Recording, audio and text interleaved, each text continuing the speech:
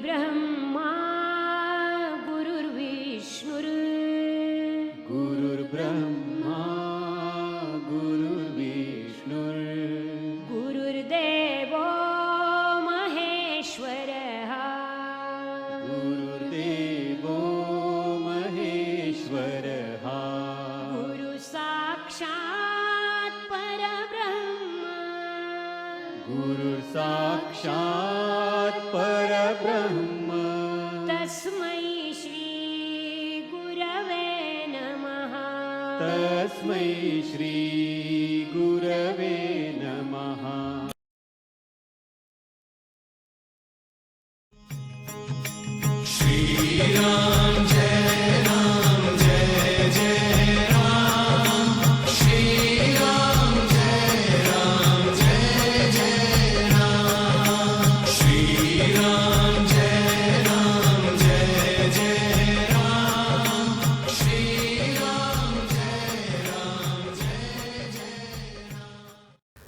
प्रेम से बोलो श्री कृष्ण भगवान की जय।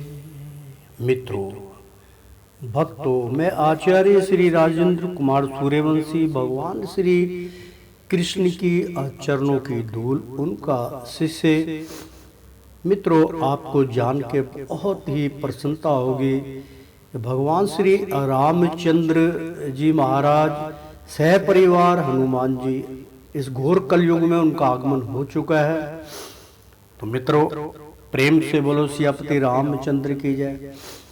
मित्रों, मैं हर बार कहता हूँ, आपको शंका होगी कि राम और सह परिवार कहाँ हैं, वो कैसे उत्पन्न हुए। उसकी निशानी है जो युद्ध चल रहा है मित्रों, धर्म और अधर्म का। आप देख रहे हैं धर्म और अधर्म का युद्ध शुरू हो चुका है।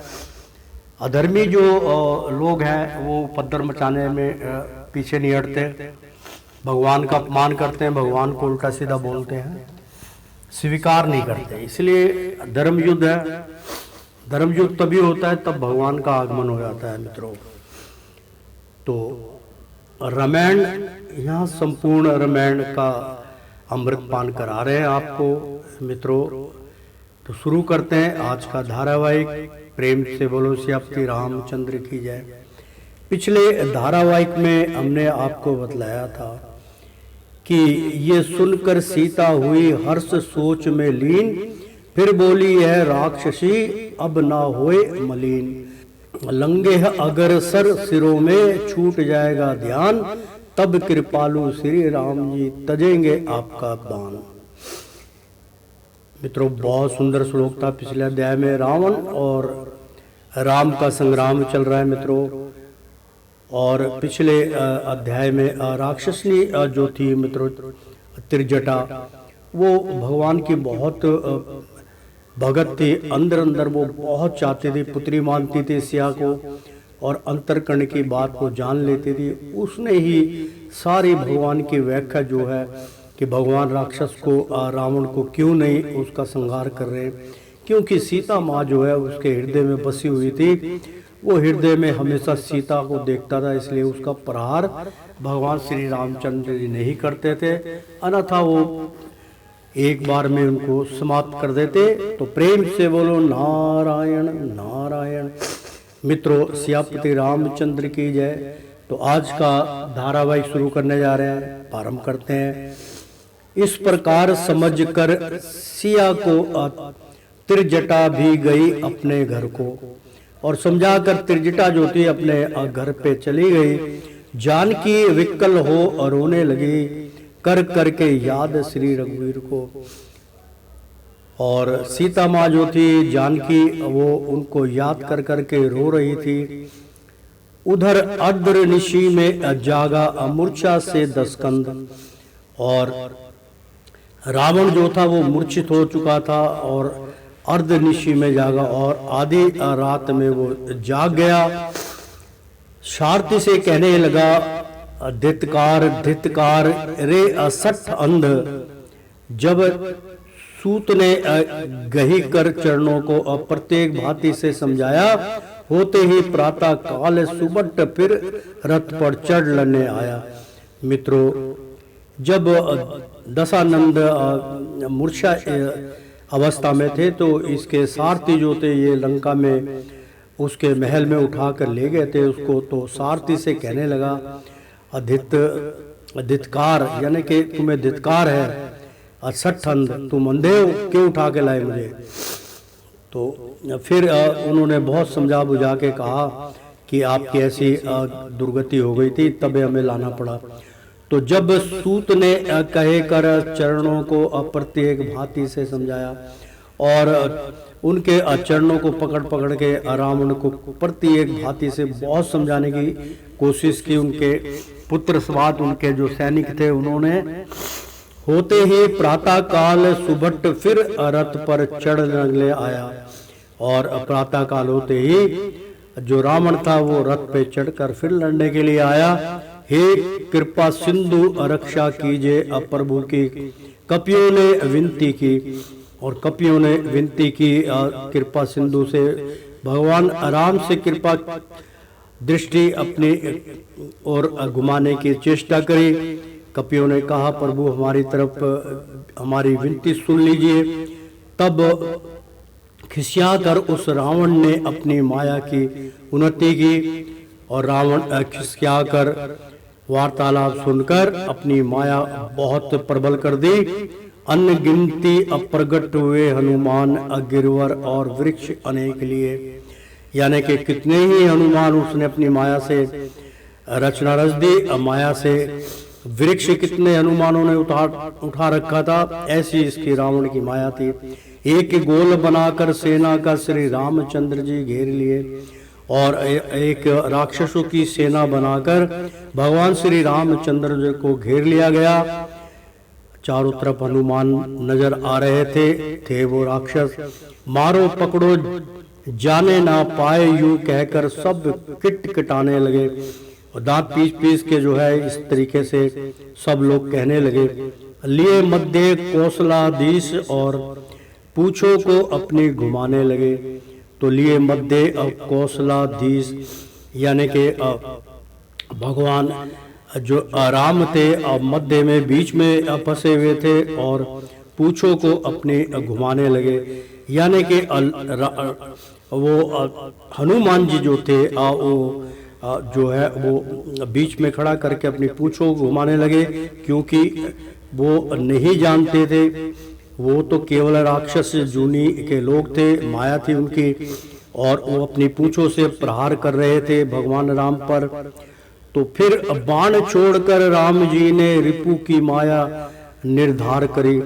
फिर मौका पाते भगवान श्री रामचंद्र जी समझ गए और उन्होंने एक बाण ऐसा छोड़ा तो वहां का जो राजा था लंका का लंकेशपुरी, उसको जो है निराधार करी उसकी माया।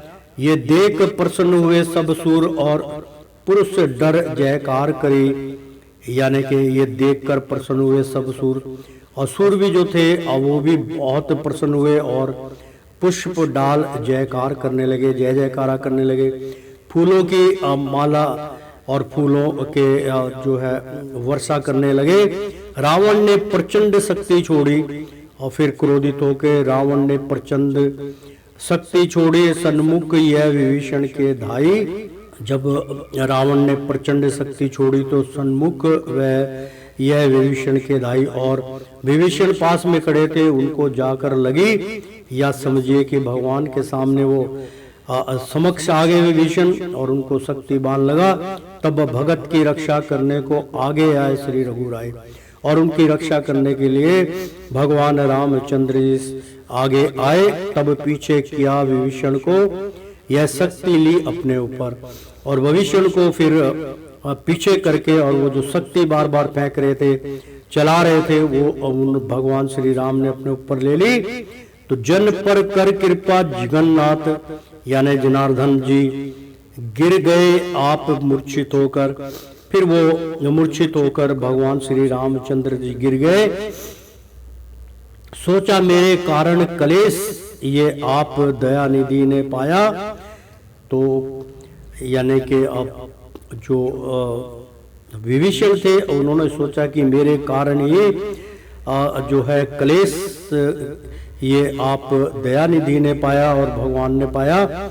बस तभी विभीषण गदा उठा रावण से लड़ने को दाया, और उसी वक्त विभीषण जो था अपने भाई के प्रति गदा उठाकर रावण से लड़ने को पहुंच गया। लगते ही गदा के व्याकुल हो 10 मुख रण के दर म्यान गिरा, और एक ही गदे में वो नीचे गिर गया। पास में तन से शोणित की धार बही रक्त से पृथ्वी पर आन गिरा, और शोषित यानी कि खून की आधार बही और रथ से पृथ्वी पर आन गिरा, क्योंकि रथ के ऊपर सवार था वो। इधर मूर्छा से उठे श्री राघव, कहीं अजैती जय सुरों ने मरकट भय आनंद। अब भाई को भाई का रहा न किंचित ख्याल। तो कहीं ना तात्पर्य ये हुआ मित्रों की कहीं जयती जय सुरों ने, यानी कि हमेशा सुरों के बीच में लड़ाई करते हुए देखा, तो मरकट भय आनंद। जो हमारे सेना थे मरकट के भय, और जो हमारे सेना थे यानी कि रिच और हमारे वानर सेना वो आनंद से भरपूर हो गए। अब भाई को भाई का रहा ना किंचित ख्याल, और आपस में विभीषण और रावण युद्ध हो रहा था। भाई को भाई का कोई भी ख्याल नहीं रहा, दोनों दुश्मन हो गए। कहा विभीषण ने तभी सुनिए दीन दयाल, और भगवान श्री रामचंद्र जी को विभीषण ने कहा सुनिए दीन दयाल, हे प्रभु इसकी नाभि में अमृत कुंड का वास है। अब पोल पट्टी खोली गई रावण की जो छुपा रखी थी उसने। तो विभीषण ने कहा प्रभु इसकी नाभि में अमृत कुंड का वास है, और इस कारण होता नहीं 10 कंदर का नाश, क्योंकि आप कुंड और सबके अंदर अमृत का कुंड होता है मित्रों। जितने भी प्राणी संसार में सबके अंदर अमृत कुंड होता है, लेकिन अब उसकी लिमिट होती है। वो साथ के साथ 24 घंटे में 2-3 बूंद तैयार होता है, और वो हमारे अजीब जो कौवा होता है मित्रों उसके उसमें वो बूंद जो है 1-2 जो तैयार होती है, वो हमारे हलक में जो कौवा होता है उसके अंदर एक जीरो दाना सा बना होता है मित्रों, उसके अंदर वो बूंद टपकती है, और उससे वो आत्मा के अंदर अमृत चला जाता है। इसी प्रकार से आदमी जीवित रहता है मित्रों। गुण कैसे था मैंने आपको बतलाया। तो अमृत कुंड का वास, यानी कि रावण के अंदर तो वो अमृत का मटका ही समझ लो। कुंड का मतलब है कि बहुत बड़ा उसके अंदर अमृत का कुंड था, उसका वास होता था वहां पर। इस कारण होता नहीं 10 कंदर का नाश। इसी प्रकार से अमृत बार बार जो है कुंड में से निकाल के अमर हो जाता है, और उसका विनाश नहीं हो पाता, वो नहीं मरता। इस कारण होता नहीं 10 कंदर का नाश।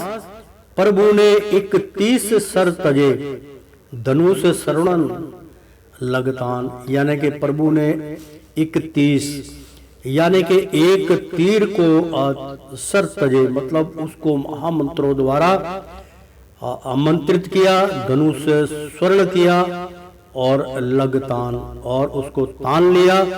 सन्नाटे साइक चले उड़ते सर्प समान, और वो जब तीर छोड़ा गया श्री रामचंद्र जी ने तो सन्नाटे यानी के बिन बिनाती हुई आवाज में सन्नाटे हुए साइक चले मतलब उड़ते असरफ समान। और वो जो छोड़ा था शक्ति जो छोड़ी थी राम ने, अग्निबाण छोड़ा था या जो भी छोड़ा था, वो सर्प के समान तीव्र गति से वहां पर रावण के पास जाने लगी। तब अशोका एक बाण ने नाभि का अमृत कुंड और एक बाण ने नाभि का सारा अमृत सुखा दिया।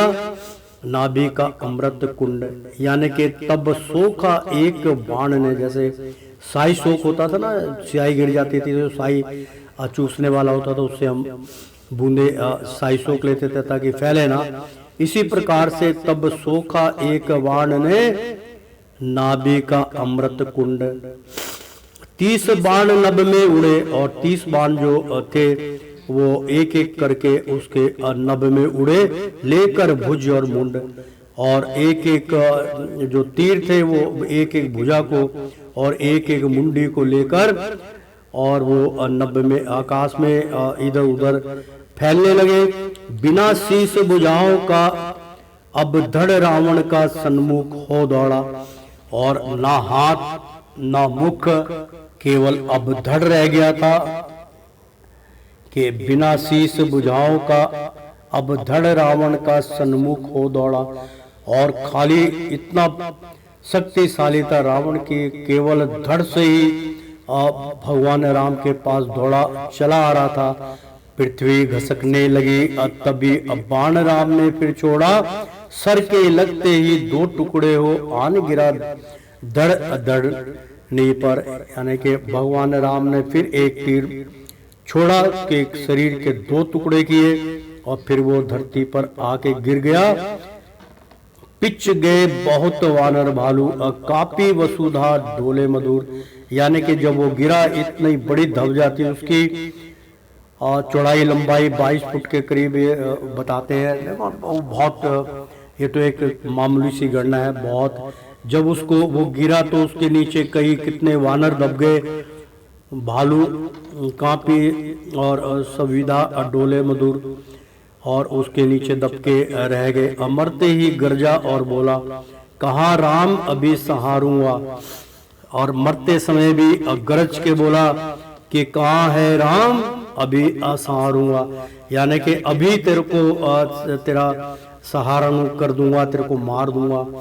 हनुमत अंगत सुग्रीव लखन को मार राम को मारूंगा, बिजली समान एक तेज निकल उर से प्रभु के आया मुख में।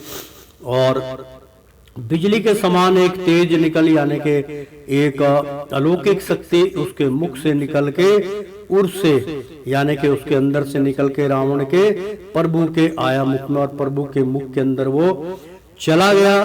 दल में डंके पर चोट लगी, कपि भालू फूल गए सुख में, और वो बहुत प्रसन्नता में फूले नहीं समाये। इस प्रकार जय जय जय कहे मंडली सुरों की, हर साई रघुनंदन के निज अंगों में कोटो अंगन अनंग शोभा छाई। मित्रों, कहने का तात्पर्य था जो वो शक्ति थी वो एक रावण की आत्मा थी।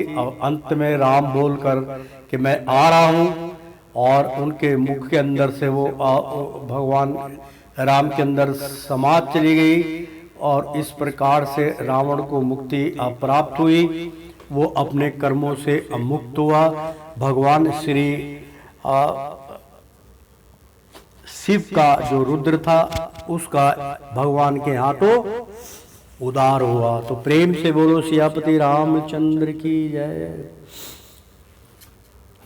तो मित्रों, यहाँ पर राम और रावण संग्राम समाप्त हुआ, और श्री राज तिलक का यहाँ पर अब हम प्रारंभ करने जा रहे हैं, क्योंकि युद्ध समाप्त हो गया, अंतिम युद्ध था। अब राज तिलक की बात चलेगी। तो इसके लेखककार है मुंशी नानक चंद सुखानंद साहब, और नंबर 24 चल रहा है मित्रों।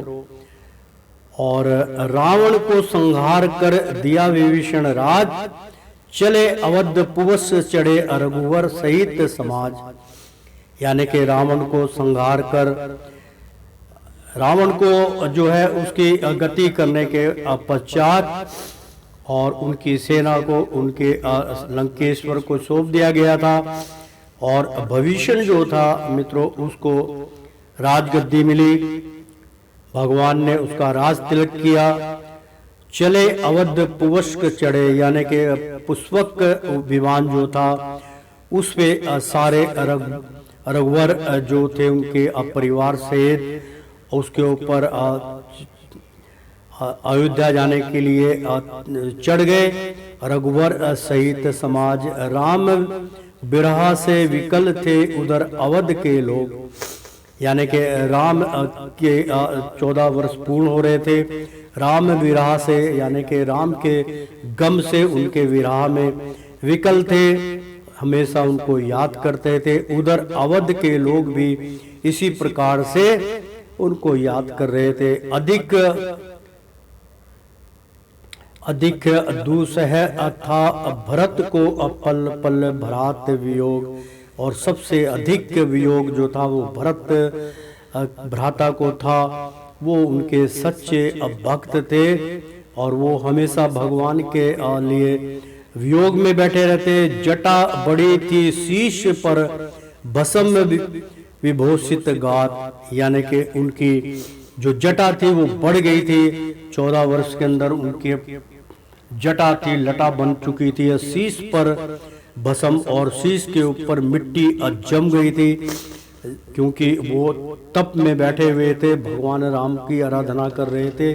भरत जो थे वो उनके चेहरे पे अब भस्म यानी कि धूली जम गई और लंबे लंबे जटा दाढ़ी मूछ हो गई उनकी, और विभूषित गात। फिर वो भजन कीर्तन ही अपने उसमें मगन थे और गा रहे थे। निज मन में कहने लगे दारुण दुख की बात, और मन के अंदर ही अंदर वो दारुण दुख की बात आपस में करते थे। कितना बड़ा उनको आघात पहुंच रहा था भगवान राम के लिए। जिनकी जान की मति हीना हो, अन्याय जिससे नित माता हो, यानी कि जिसकी जान की मति हीना हो, यानी कि मित्रों जान की मति माने होता है दिमाग, हीना होता है मित्रों ठंडाई, यानी कि हीना मेहंदी को बोलते हैं मित्रों। और मेहंदी रचाई जाती है, यानी कि खुशी का एक माहौल होता है मेहंदी का। जब भी कोई तीज त्योहार आता है तो माता बहनें अब हीना लगाती है, उसको हीना हिंदी में बोला जाता है मित्रों। तो जिसकी अजान की मति ही ना हो, यानी कि जिसके मन के अंदर सब कुछ भगवान राम की हीना है, राम की खुशी है, तो जानकी है। तो अन्याय यानी कि अन्याय जिससे नित्य भाता हो, और प्रतिदिन उनकी जो है उनको याद करता हो, और उनको उनके साथ अन्याय हो के वो सोचता था। जो धर्म अधर्म ना लगती हो, असवरत से जिसका नाता हो, निज पति के जो प्रतिकूल ना हो, चेरी का वचन सुहाता हो। अर्थात मित्रों जो धर्म और अधर्म ना लगती हो, ना वो धर्म में और ना अधर्म में हो। स्वार्थ यानी कि स्वार्थ में ना कोई धर्म होता है और ना कोई अधर्म होता है। स्वार्थ तो स्वार्थ ही होता है। आदमी सब कर्म स्वार्थ की वजह से करता है, जिसकी वजह से वो उस स्थिति तक नहीं पहुंच पाता वास्तव में जो संत महापुरुषों की स्थिति होती है।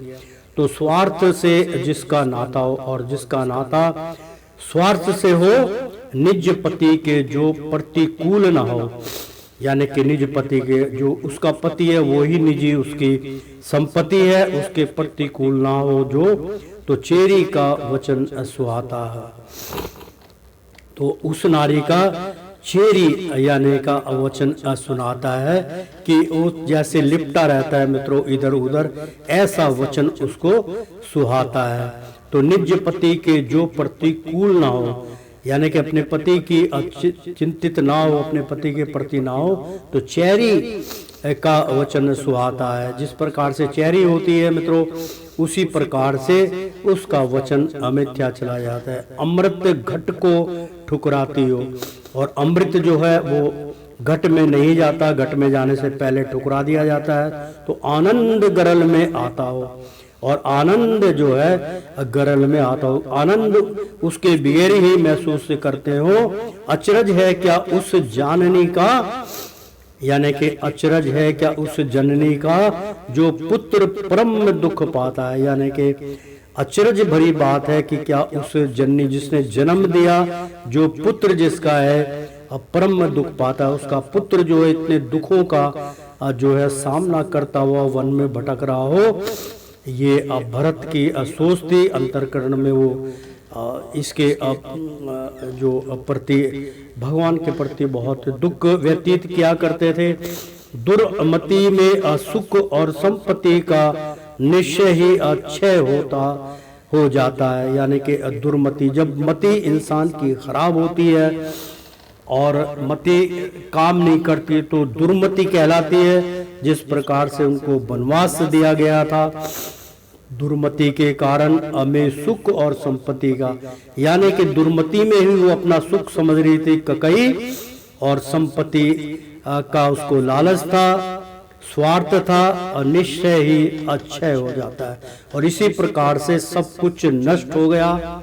मित्रों, बहुत सुंदर उनकी अंतरकरण की वाणी और का यहाँ पर उल्लेख चल रहा है भरत का, कि जो प्राणी है, जो व्यक्ति है, दुर्मति जिसकी हो जाए, जो अपने दिमाग से काम नहीं करता। ये बहुत सुंदर श्लोक। मित्रों, मैं इसकी डिटेल नहीं बताऊंगा, लेकिन मेरे चेले जो है, मेरे शिष्य है, वो इस बात को समझ जाएंगे कि मेरे गुरु जी का इशारा कहाँ है। मेरे साथ भी ऐसी स्थिति उत्पत्ति हुई थी। हाँ मित्रों, मैं बता नहीं सकता कि अपनी अपनी निजी होती, जिसके लिए जो है जीवन आदमी दांव पे लगा के उसकी सब कुछ, उसकी पालन पोषण, उसका लाड प्यार करता है। वो क्षण भर में, 1 मिनट में दुर्मति के कारण सब कुछ छीन लिया जाता है। तो दुर्मति में सुख और संपत्ति का, यानी कि तीनों चीज उसमें आ गई है। जिस व्यक्ति की मैं बात कर रहा हूँ, इससे बिल्कुल जुड़ा हुआ है कि दुर्मति हो गई, और सुख के लिए हो गई कि मेरे को शायद सुख प्राप्त हो जाएगा, संपत्ति मिल जाएगी, और निश्चय ही अक्षय हो जाता, और निश्चय ही इसका विपरीत हो गया। सब कुछ जो परम ज्ञान था और जो उसको हर चीज की सुविधा थी, सुख संपत्ति सब कुछ था, सब अपने दुर्मति के कारण खो बैठा। इंसान की ऐसी प्रवृत्ति होती है मित्रों। तो माता सुमित्रा का तभी मन में आया ध्यान। तो मित्रों मैं इसलिए मैं आपको पहले ही कुछ तर्क दे देता हूँ, उसके बाद ही आता है। तो माता सुमित्रा का तभी मन में आया ध्यान, कहा धन्य हो मात तुम, धन्य तेरी संतान।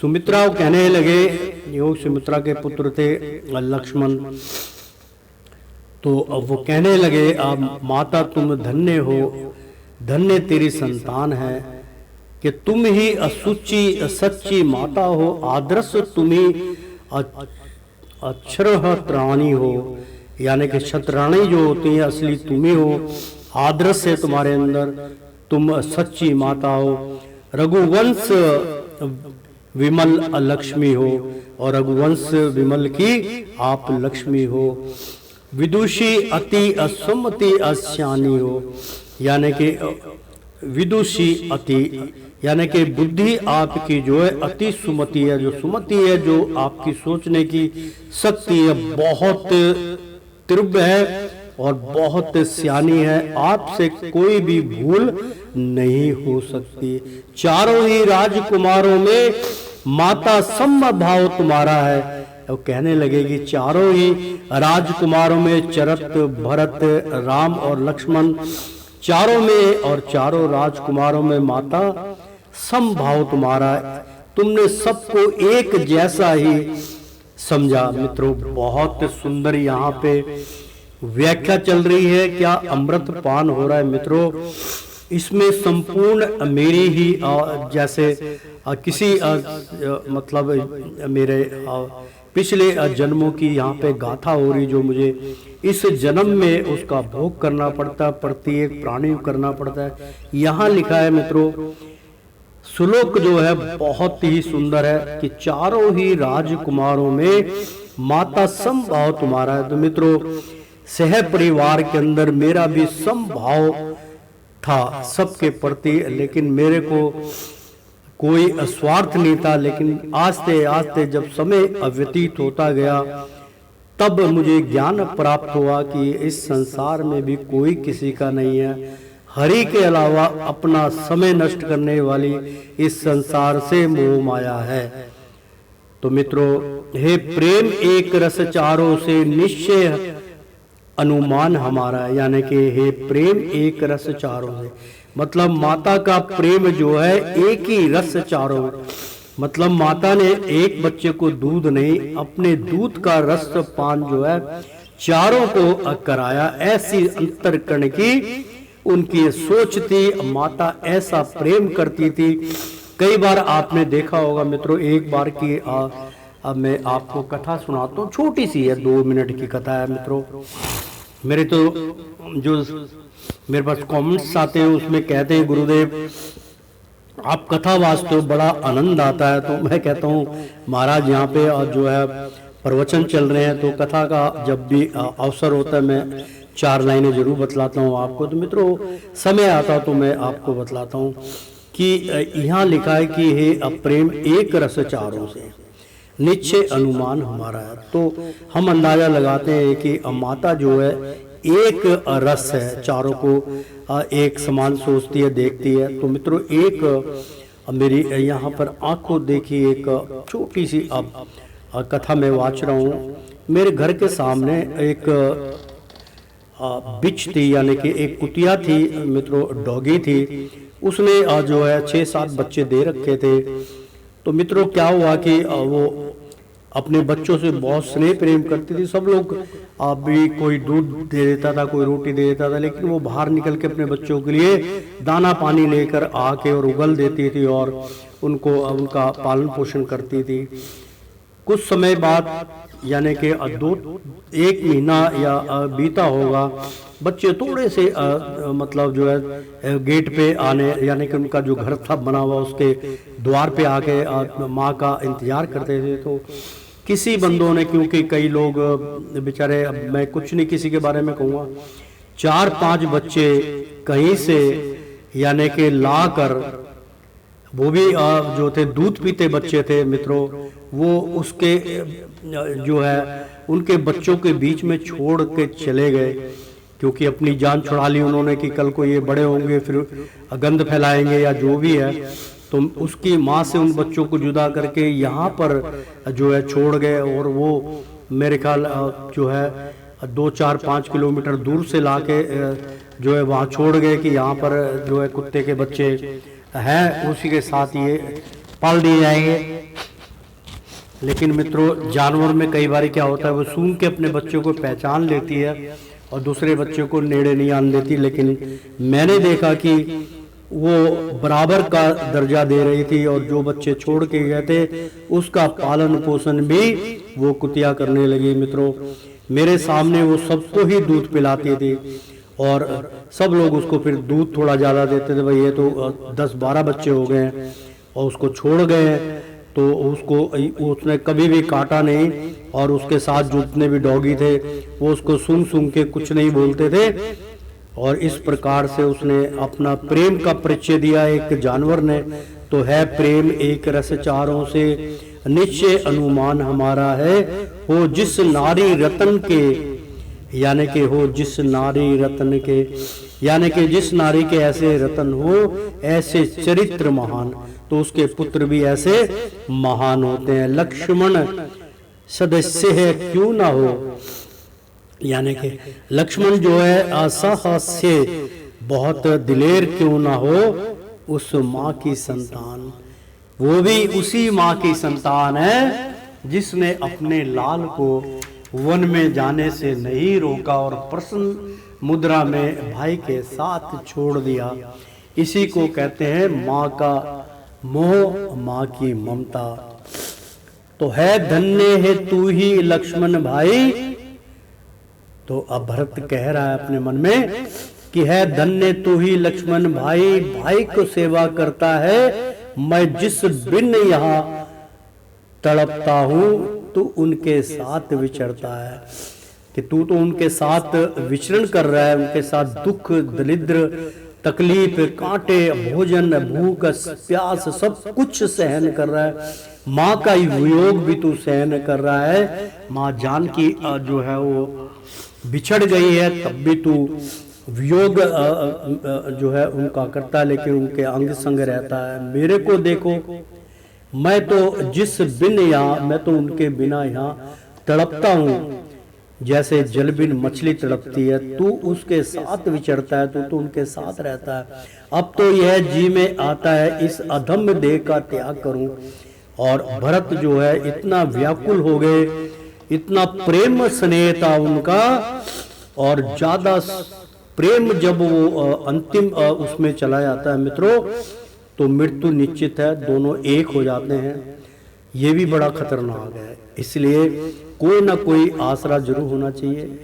भगवान के प्रति अगर आप प्रेम करते हैं तो सब कुछ आपको अच्छा ही प्राप्त होगा। यदि किसी स्त्री से, किसी और से ऐसा प्रेम जैसे भरत ने राम से प्रेम किया था, अगर आप ऐसा प्रेम करते जिसकी व्याख्या हो रही है, तो मित्रों आपने लैला मजनू के किस्से सुने, श्री फरियाद के सुने, और शशि पुन्नू के सुने, और मिर्जा साहिबा के सुने, और रोमियो जूलियट के सुने।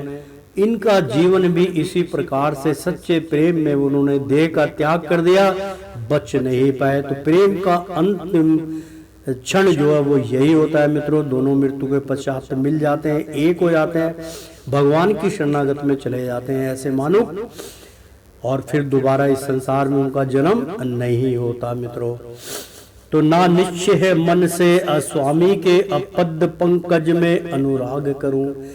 कहने लगे कि मेरा तो अब मन जी में ऐसा आता है, भरत कहने लगे कि इस अधम देह का, ये मेरा जो शरीर है अधम है, ये बड़ा हुआ है शरीर, इसका मैं क्या करूं, देह का त्याग कर दूं, ऐसा मन आता है कि ऐसे शरीर का क्या करना जिसमें दुख ही दुख भरा हो।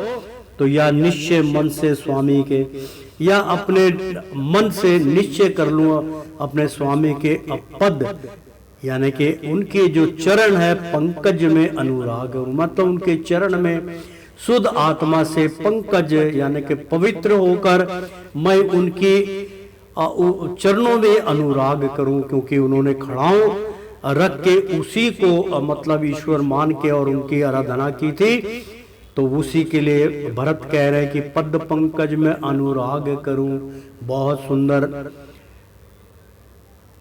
अवधेश नाथ करुणा सागर, जो बीते अवधि न आवेंगे, यानी कि अवधेश नाथ करुणा सागर, जो करुणा के सागर हैं, अवधेश हैं, पूरे संसार के मालिक हैं, जो बीते अवधि न आवेंगे। अगर जो समय बीत गया, जो उनकी अवधि काल था 14 वर्ष बीत चुके हैं, अगर नहीं आवेंगे तो निश्चय ही है यह प्राण मेरे उनके चरणों में जावेंगे।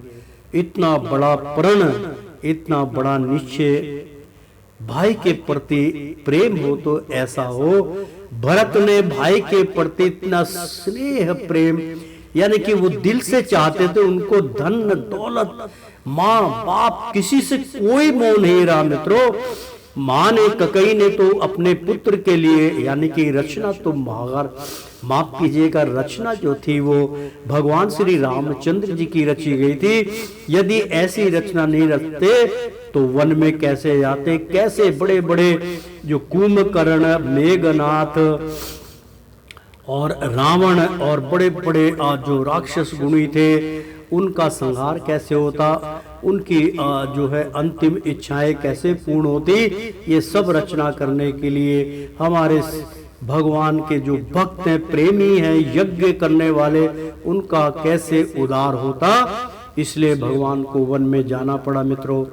तो निश्चय है ये प्राण मेरे उनके चरणों में जावेंगे, यानी कि अगर अब नहीं आए तो अब मेरा जीने का कोई मकसद नहीं रह जाएगा, और उनके चरणों में ही मैं अपने प्राण त्याग दूंगा।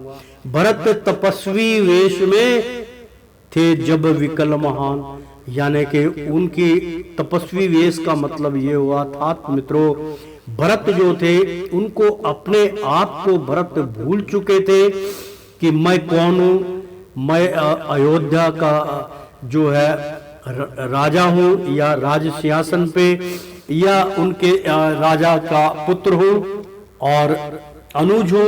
वो सब कुछ भूल के केवल भगवान का तप और भगवान के अंदर ही उनका सब कुछ समाहित हो गया था। उनको किसी प्रकार का वस्त्र का ध्यान नहीं, वेश का ध्यान नहीं, खाने पीने का ध्यान नहीं। जिस प्रकार भगवान श्री रामचंद्र, माता सीता और लक्ष्मण जिस प्रकार से दुख झेल रहे थे, और वन फल खा के, कंद मूल खा के, और बेर, कैथा बेल अगरे जामुन बेर ये सब खा के अपना जो है पेट की वासना समाप्त करते थे। उसी प्रकार से उसने चाहते तो उनके जो है राज्य से बहुत अच्छा कितने प्रकार का व्यंजन तैयार होकर रोज उनके पास आता था, लेकिन उन्होंने ठुकरा दिया कि मेरे पास ऐसा पकवान लाने की अनुमति नहीं है, मेरे को अकेला छोड़ दीजिए। मैं जो वन में जो मेरे भ्राता खा रहे मैं वही खाऊंगा, मेरे अंदर दूसरा अन्न जाएगा ही नहीं। तो उन्होंने सब कुछ त्याग कर दिया था। तो भरत तपस्वी बन चुके थे, वो तपस्वी अवेश में आ गए, क्योंकि दाढ़ी बढ़ गई है। उनको अपनी दाढ़ी का ख्याल नहीं, अपने केस का ध्यान नहीं, अपने वस्त्र का ध्यान नहीं, अपने चेहरे का ध्यान नहीं। स्नान करना, मल मूत्र त्याग करना, सब कुछ उन्होंने छोड़ दिया था, भूल गए थे। भगवान की चरणों में उनका ध्यान था। तो थे अजब विकल महान, और बहुत महानता विकल थे, यानी कि संकल्प उनका बहुत ही दृढ़ संकल्प था। विकल थे उस कार्य के अंदर, उसी को तपस्वी बोलते हैं मित्रों। विप्रह रूप आए तभी, यानी कि ब्राह्मण रूप में आए तभी सन्मुख श्री हनुमान। प्रेम से बोलो श्री बजरंग बली की जय। मित्रों, महाराज के दर्शन कर लो, मेरे अंतरकरण से मतलब हृदय से मेरे जो है ना मित्रों, जब ऐसा उनका रूप आया हनुमान जी का, मेरे रोंगटे खड़े हो गए महाराज। मैं देख रहा हूँ, मैं कैसे बतलाऊं, मेरे रोंगटे खड़े हो गए। एक अलग ही अनुभव उत्पन्न हुआ मेरे अंदर, जैसे बजरंग बली मेरे अंदर समाहित हो गए और मेरे अंदर एकदम ऐसी मित्रों शक्ति उत्पन्न हुई है। क्योंकि अब मैं प्रसन्न कर रहा हूँ तो मैं खोल गया था, भरत का यहाँ पे चल रहा था मित्रों, मैं वहाँ खो गया था, गदगद हो रहा था। वही मैं आपके लिए भी कामना कर रहा हूँ मित्रों कि विप्र रूप आए तभी, यानी कि ब्राह्मण का रूप धरकर सन्मुख श्री हनुमान उपस्थित हो गए। मखमल की गद्दी के बदले देखा तो कुश का आसन है। भरत को उन्होंने देखा, एक जो है भेष बदला था। हनुमान जी ने विप्र का रूप यानी कि ब्राह्मण का रूप धारण करके उनके सम्मुख आ गए और उन्होंने अपने नेत्रों से देखा। मखमल की गद्दी के बदले देखा तो कुश का आसन है, यानी कि इसलिए मित्रों आप ध्यान करना कि कभी भी जो भक्त लोग होते हैं, जो बहुत सुलझे होते हैं, जो आराधना करते हैं, जो भगवान के उसमें विलीन हो जाते हैं, वो मित्रों कुश के आसन में बैठकर आराधना करते हैं। बहुत पूर्ण होती है, कुश को बहुत पवित्र माना जाता है। ब्याह शादी में भी कुश का प्रयोग किया जाता है। मंडा जो होता है उसमें कुश को जो है उसका छल्ले बना के टांगे जाते हैं और कई बारी उंगली में भी छल्ला बना के डाला जाता है। तो कोई इधर उधर की जो बला होती है मित्रों कुश के करीब नहीं आती। इसीलिए हमारे हिंदू धर्म में शास्त्र के नियमों के अनुसार हम चलते हैं। तो मित्रों मखमल की गद्दी के बदले देखा तो कुश का आसन है, भरत उसके ऊपर विराजमान थे। रघुवीर पादुका से देखा,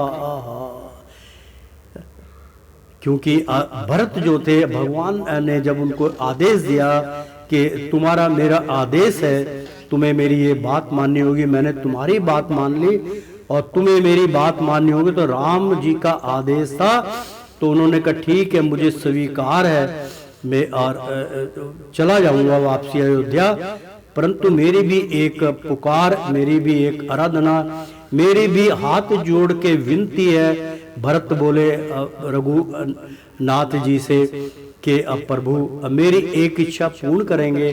भगवान के नैन भर आए थे और भगवान राम कहने लगे भ्राता भरत तुम मेरे पुत्र के समान, तुम छोटे हो, तुम बोलो तो सही, तुम आज्ञा करो। भगवान इतने अब जो है करुणा के सागर है वो मित्रों। उन्होंने तब कुछ नहीं मांगा, कहा प्रभु आपकी चरणों की पादुका मुझे चाहिए। आए हाय। नैन भर आए मित्रों, मेरे भी नैन भर आए, मेरे आंसू निकल रहे हैं। मैं उस दृश्य को देख रहा हूं जब भगवान रघुवीर के चरणों की पादुका मांगी। तो मित्रों, लक्ष्मण उपस्थित, जितने भी माताएं सब उपस्थित थे उस वक्त, वहाँ के अयोध्या के रहने वाले भी उस जगह उपस्थित थे मित्रों। और जो केवट था वो भी उपस्थित थे, केवट के साथ जो थे वो भी उपस्थित थे मित्रों। सबके नैन भर आए। भगवान के नैन जब जमीन पे यानी कि टपकने लगे तो मित्रों भरत ने अपना मुंह खोल दिया और उनके नैन जमीन पे नहीं गिरने दिए। अपने मुख के अंदर उस अमृत पान किया, वो गद गद हो गए। प्रभु के नैन बरस आए। ऐसी प्रेम, ऐसी उन्होंने कभी कामना भी नहीं की थी अपने भरत और अपने संसार के लिए। क्या इतना प्रेम मेरे प्रति होता है? तो भगवान ने मित्रों उस वक्त वो पादुका जो थी वो दे दी और भरत के नैन भरे हुए थे। और पादुका को वो पहले तो वो घास फूस में लपेट के देने लगे, रहे नहीं रघुनंदन, इसको मेरे हाथ में दीजिए। और जब उसके हाथ में दी तो भरत ने अपने शीश के ऊपर चरण पादुका को रख कर प्रणाम करके वहां से निकल पड़े थे। यहाँ पर उसी पादुका का अमृत पान हो रहा है मित्रों। हनुमान जी देख रहे हैं कि रघुवीर पादुका से देखा, यानी कि ये तो भगवान श्री राम रघुवीर की पादुका है से देखा। भूभिष्ठ सुरवण सिंहासन है, मतलब एक उनका जो है स्वर्ण का, यानी कि उनका जो तख्त है वो सोने का बना हुआ है और उसके ऊपर फूल मखमल का गद्दा और बहुत सा सामान वहां पर उपस्थित था। तो भूषित सुवर्ण यानी कि आभूषण जो थे वहां पे सजा रखे थे, उसका सिंहासन था। तो उस पादुका को मित्रों उस सिंहासन पे स्थान दे रखा था। हे भरत कुशा आसन पर बैठे था, शीश जटा का जुट धरा। और शीश जो था उसमें उनकी जटा धरी हुई थी मित्रों। इतना उनको ध्यान ना रहा और उनका शरीर जटाओं में जो है वो व्यतीत हो गया था। रघुवीर पादुका का देखा, भूषित स्वर्ण सिंहासन है भरत कुश आसन पर बैठे था, शीश जटा का जुट धरा। रटते थे मुख से राम नाम, युग नैनों में था नीर भरा। और नैनों के अंदर उनके हमेशा नीर भरा हुआ था। देख भरत की प्रीति को मुदित हुए हनुमान। प्रेम से बोलो हनुमान जी की जय। ऐसा प्रेम देख कर भरत का हनुमान जी गदगद हो गए। देख भरत की प्रीति को मुदित हुए हनुमान। सजल नैन गद गद गिरा, बोले वचन सुजान। मित्रों सजल यानी कि जो निर्मल जल था अंतरकण से जो उत्पन्न हो रहा था, सजल था वो मित्रों। नैन थे, आंसू थे, गंगा जल के समान अंदर से अमृत उनके हनुमान जी के नैनों से अब बहने लगा। सजल नैन गद गद गिरा, बोले वचन सुजान। और ऐसे वचन जो थे वो बोलने लगे। तो मित्रों बहुत सुंदर यहाँ पर अमृत पान चल रहा है। तो मित्रों इच्छा तो नहीं थी लेकिन वक्त का तगाजा है मित्रों। तो समझ गए होंगे। तो श्रीमन नारायण नारायण हरि हरि, तेरी लीला सबसे न्यारी न्यारी, बोलो हरि हरि। ओ विष्णु नारायण नारायण हरि हरि। प्रेम से बोलो सियापति रामचंद्र की जय। मित्रों, भक्तों, एक बार बोल दो ना, राधे राधे, कृष्णम कृष्णम।